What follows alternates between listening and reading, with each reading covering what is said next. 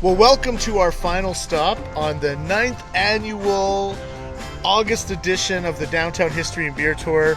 We are now at Round Table Board Gamerie, which is an awesome place if you want to play really cool board games and also have a nice beer. Yes, and, good combination. Great combination, and we've got a beer for us from Zero Issue Brewing in Calgary, Alberta, and it's kind of fitting for Round Table to have Zero Issue Brewing because Zero Issue Brewing is developed by self-described nerds that love comic books, and they say on their website some squirrel girl beat Galactus, or there's a major debate about it, and I don't know that debate, but I want to know more about that debate. And so we're here drinking a beautiful Mexican lager from Zero Issue Brewing, and quite a bit higher profile of alcohol by volume at, what was it, about 5.3%? Something like that, right? Yeah. And so that is a little stronger than the typical international lager beer category that this would normally be judged within if you were in a beer competition. But it has all the other characteristics. We pre-poured this one. You can see that it's got that nice light gold color. Yeah. It's although not quite shown here, but it's highly carbonated, so that usually with a highly carbonated beer you get lots of small bubbles, which also generate a lot of the head, and that helps keep the freshness in the beer. Yeah, absolutely.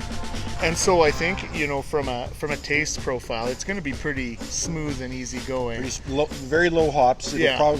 You'll find a little bit more maltiness, or in fact the sweetener in this one is actually corn.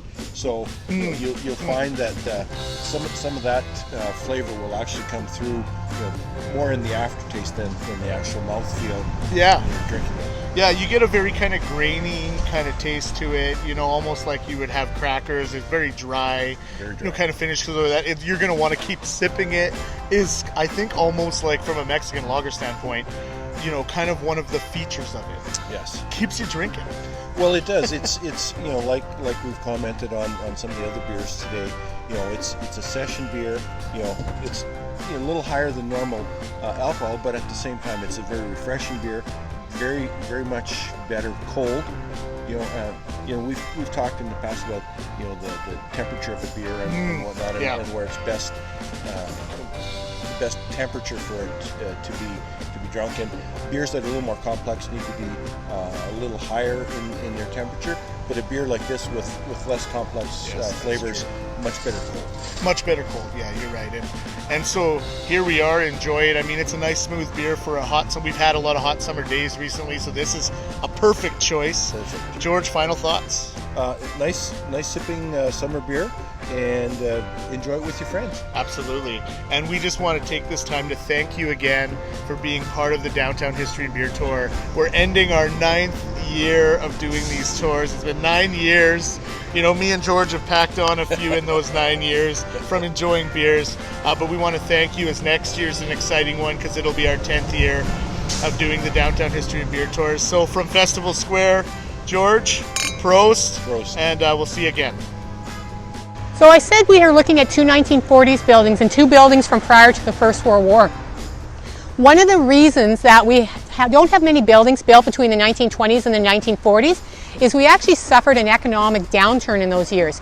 We had the 1920s recession, then the Great Depression of the 1930s, and then the Second World War, where of course our energies were put into other things.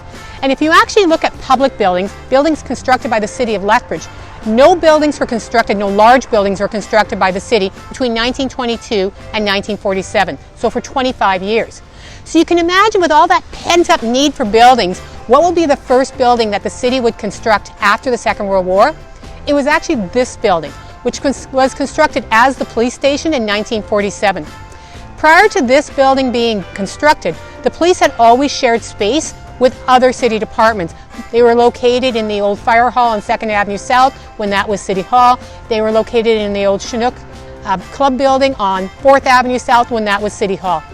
And when the police chief became George Harvey, he was hired in late 1944, and he really wanted the police to have their own building. He advocated for it, he worked for it, and he got his wish when the police were moved into this building in 1947. Now this building housed the chief's office, the magistrate's office, a courtroom, witness rooms, the public washrooms, cells, detective offices, photographic darkroom, a revolver range, and constable's quarters. And when it was opened in 1947, W.E. Huckvale, president of the Lethbridge Bar Association, described it as being one of the best buildings, and he said that the old courthouse that had used to be in City Hall was the Black Hole of Calcutta, and this building was to be highly praised for everything it offered to the city of Lethbridge.